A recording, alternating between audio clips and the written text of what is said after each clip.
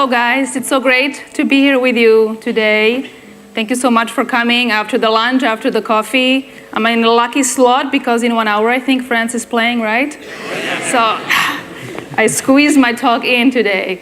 So it's really a pleasure to be here, and I have to say I love the theme of this event, Spark the Change, because it is clear to me from the conversations I've had with some of you throughout the day, but also right now when I look out into the room, that we have all come here with some real passion, some real drive and energy to spark some serious change in our lives, in our companies, in our communities, and in the world. So like she said, didn't catch her name. So I'm the founder and CEO at Laurinci Speakers, where I'm in the really privileged position to be working with some amazing people who are sparking true change, who are leading truly transformative projects. Some of these people are Dirk Alborn, who actually spoke here this morning about how him and his team are giving us an entirely new mode of transportation, the Hyperloop. This is Mo Godat, the Chief Business Officer at Google X, Google's innovation think tank. Just to give you a couple of examples, this is Dr. Anthony Atala in the United States, who for the first time ever actually 3D printed a human kidney and a bladder and implanted it into a human being. Dr. Atala is solving one of the biggest problems we see in medicine today, which is the shortage of organs. And he's really thinking about how we can take a technology like 3D printing, which has been around for decades, and using it as a solution to this problem. This is Mark Post, not far from here in the Netherlands. And Mark is rethinking the multi-trillion-dollar meat industry. He's working on a new kind of protein, a new kind of meat that can hopefully help us satisfy humanity's huge craving for meat in a way that is much more sustainable, much more environmentally and animal-friendly. And also one of our clients is Dr. Robin Murphy. Robin is in Texas. She's one of the biggest pioneers in robotics, and she's thinking about how we can take a technology like drones and use it in disaster situations, in earthquakes, for example, where the drones can find people who are in danger, who need immediate help, and they can do it much faster than a human rescue worker ever could. And so this part of the program is dedicated to personal development, because if there is truly one lesson I've gained from my work, is that at the center of every change, every transformation, every innovation is always nothing other than the human being, right? It's always about the leader who makes the commitment to delivering the change. And this is true regardless of what is the vision, what is the goal, what is the big idea, right? Or what technologies we decide to use to help us reach these goals. Unfortunately, it always comes back to us, right? You feel it too? It comes back to us and then to the teams that we build, like Dirk was saying this morning. And then it comes back to the to the skills and to the abilities that we collectively bring to the table. And I find the idea of what skills can help us spark change and unleash true innovation really interesting. I mean, what are some of the skills? What do you think we need to spark change? What are some of the skills? Just share whatever comes to mind. What is an important ability? Courage. Yes, excellent. Empathy, I love that one. More. Curiosity. Oh, come on, you're getting ahead of me. That's where I'm going to. What did you say? Resilience. Resilience, yeah, we had that as one of the topics. Yeah, I mean, the list goes on, right? We could spend a month or a year talking about this topic. Unfortunately, we don't have the time right now. It's no easy task, right, to change something, to innovate something. So I would like to use this opportunity, these 10 minutes that we have together, on one single skill. And I really love this skill because, I truly believe that this is what it takes to do anything transformative in the world. It's a skill that is also almost never talked about for some reason, as if it was some kind of big secret. But for example, the Harvard Business Review in a recent article named this skill that we're going to look at one of the top 5, actually, of the most critical skills that every innovator needs. Also, Michael Dell, the founder and CEO of Dell Computers, a hugely successful and innovative guy, in a recent interview said, actually, this is the most important skill that we need to curate in ourselves to navigate and to do well in these ever-changing, complex times that we live in. So this skill is what? Yeah! The ability to demonstrate curiosity, to look at the world through our curious eyes. And I have to say, in the last couple of months, I've been something like a student of curiosity, and I've learned so much. It really opened my eyes. So I hope for the next 10 minutes you have some fun rediscovering this skill for yourself. Great, so what is curiosity? How do you say it in French, by the way? Curiosité. When you guys hear the word curiosity or curious, to be curious, what do you think of? What are like some words or images that come to mind?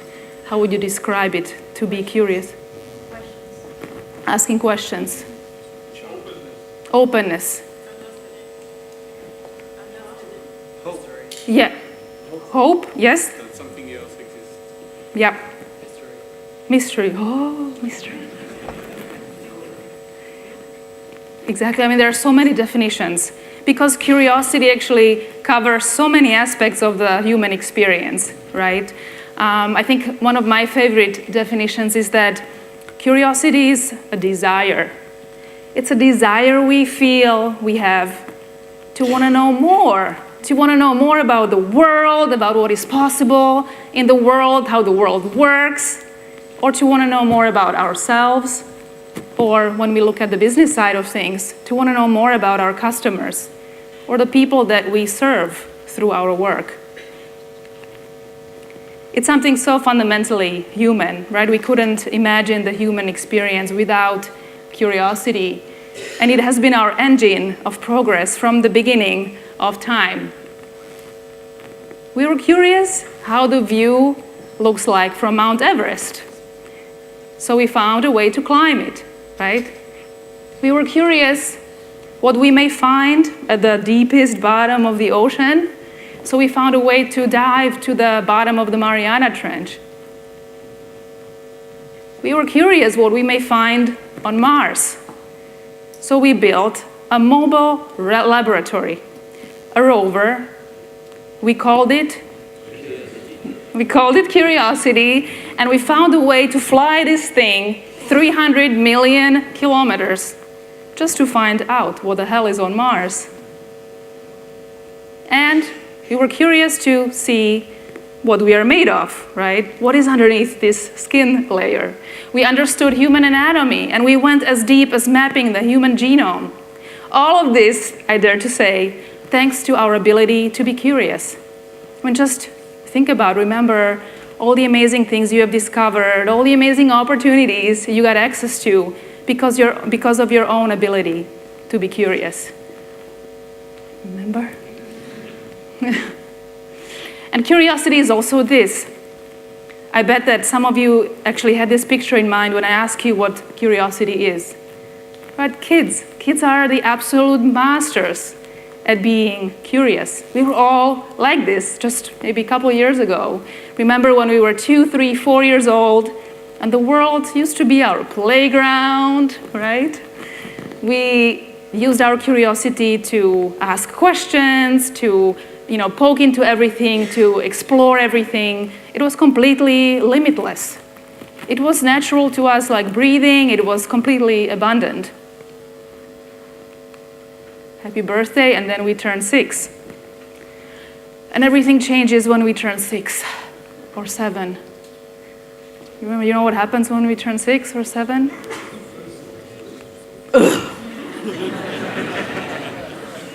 This happens. And I don't mean to be critical or judgmental looking at the educational system, but unfortunately, this happens in a traditional school. Right? In a traditional school, our ability to always give our teacher the right answer, give me the right answer every single time, becomes so much more important than actually being able to ask the right question. And like we said, it's the question that is so fundamental for our curiosity, right? What happens in a traditional school is that our ability to memorize things becomes so much more important than using our own head to discover knowledge on our own. Right? What happens in a traditional school is that our ability to stick to the plan becomes more important than just deviating from the plan and following this spark of curiosity. And so what we see happening is that this beautiful, natural, powerful ability to be curious pretty much peaks, reaches the max point at age 6. And let me ask you guys, what human ability should peak at age 6? That doesn't make any sense, right? But we see this happening all the time.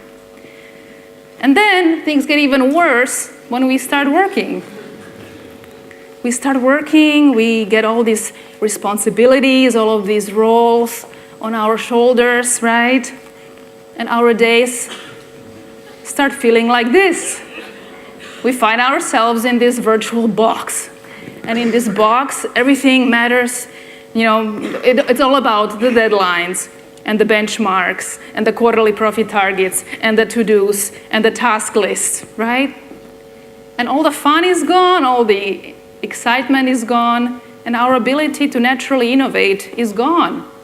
We have to force ourselves to be innovative. And so what once started out like this starts feeling like this. I know I used to feel like this all the time when I worked in the banking sector. We feel like a racehorse with these blinders on, not looking left and right, just race every day to the finish line. And it's so disappointing. And the chemistry of our brain actually changes. There are some studies done on this by the University of California, Davis. And you know what really was once our curious brain that we had as children, which is so full of optimism and new solutions and new ideas, becomes a different kind of brain, like we go through some brain surgery. We end up with this nervous, adult, stressed out, always in a rush brain. And this brain doesn't want to be bothered with new information, it doesn't want to be bothered with new challenges. Same old stereotype. And this is why I find it so hard, why innovation is such a hard thing that so many people struggle with. Because we have eliminated this beautiful, natural, curious brain that we once had. So when this happens, this is when I really encourage you to summon your curiosity back into the equation. Just say, brain, I need you to go through this switch one more time. And look at your priorities. How do you set your priorities? What do you make time for in your day? Right? Do you make time for people who actually rekindle the spark of curiosity in your mind? I'm sure you recognize a lot of these people who have made curiosity their priority. Da Vinci, Einstein, Walt Disney, Coco Chanel, Zaha Hadid in architecture, Steve Jobs, and so many others. And Steve Jobs was one of the biggest ambassadors of the power of curiosity. He often said, "It is by me following my curiosity that I gain access to so many ideas that were priceless for my life and for my work." Zaha Hadid, the architect that created these and many more really gorgeous structures, she called herself possessed by curiosity. Such a great thing to hear from an adult person. Or Albert Einstein, I think he took it to the extreme with this statement when he said, "I, Albert Einstein, the genius, I actually have no special talents. I have no special talents. I'm just passionately curious." And he used the power of his curiosity to dig deeper and deeper into the problems that he was solving. And this is not only true on the personal level, on the personal leadership level. We also see this at leading companies. I want to spend a couple more minutes on Google as a case study of this. Google is a company we work with closely, of course, being one of the most innovative companies around. And Google is a company that is in love with curiosity, and they have always been. From the moment when Sergey Brin and Larry Page founded Google about 20 years ago, Larry Page actually famously said, don't just follow your curiosity, like this is the common saying, right? Follow your curiosity. He said, no, don't just follow your curiosity. Be ambitious with your curiosity. Be ambitious with the types of questions you ask, right? Be ambitious with how you challenge your mind. Be okay with this. And he brought this kind of thinking, he made it a part of Google's DNA from the start. As Google has grown, it did other things. So as it has grown, it has made curiosity a central part of its hiring process as well. And like we said, right, it's all about the people. It's all about the people. So Google's hiring process is actually very complex, right? It's very intricate. They look for so many things in a person. But in every single person Google hires, and whether this is true, whether you work in innovation or in operations or in finance, they look for two of the most important abilities. I hope you can guess the second one. Okay, first is the ability to be persistent, right? To actually be able to drive projects to the finish line. And the second? Curiosity. Curiosity. I have to stop jumping on stage. So looking at also Google's innovation process, a couple of years ago, Google announced the famous 20% rule. Have any of you guys heard of this 20% rule? Yeah, it applies to a lot of things, but actually, so what Google does, or what this rule encourages, what it mandates, is that every person at Google spends up to 20% of their time. And this is a lot of time. This is 1 day of the working week, right? That they spend this time pursuing projects that they are curious about, pursuing projects that they believe will deliver value to Google. And this has been Google's way, being such a result, such a data-driven company, this has been their way to invite more passion-driven, more individualistic innovation into the company. It led to the development of Gmail, AdSense, Google News, and many other products and services that have been critical for their business model. And last thing I'm going to mention with Google, for its most curious people, I would say, Google set up Google X, its innovation think tank. And Google X, many of you maybe have seen this picture before, but Google X is based on the idea that you choose a huge problem, right, that the world, that society is having. You look for a radical solution to this problem, not an incrementally better, a radical solution to this problem, and you combine it with a breakthrough technology, and then at the center you find what they call the moonshot idea. So this is the approach, but really the philosophy behind this is based on two things. First is to actually choose to be bothered by big problems.